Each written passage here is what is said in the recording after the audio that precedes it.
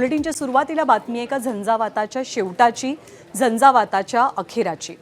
अजित पवार नावाचा झंझावात, अजित पवार नावाचं एक मोठं राजकीय पर्व, अजित पवार नावाचे राजकीय वादळ आज कायमस्वरूपी थंडावलंय, कायमस्वरूपी शांत झालंय। महाराष्ट्राच्या दादा व्यक्तिमत्वाला आज अवघ्या राज्यानं शेवटचा निरोप दिला।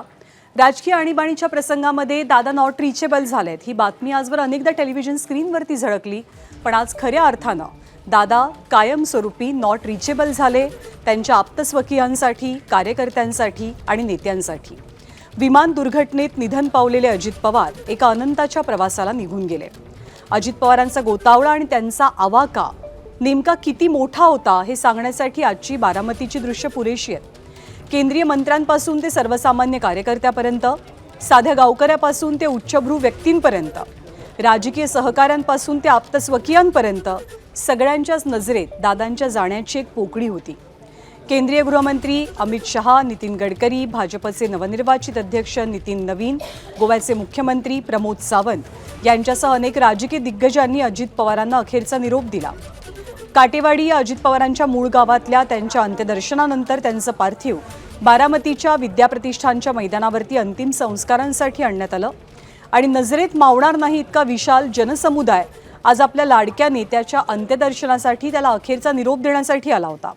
जय पवार आणि पार्थ पवार या दादांच्या दोनही मुलांनी त्यांना मुखाग्नी दिला।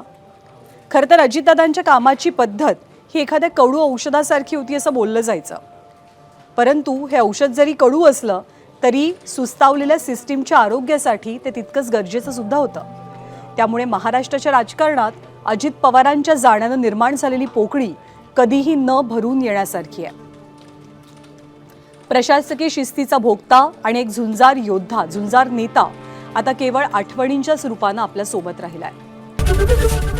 एबीपी माझा, उघडा डोळे बघा नीट।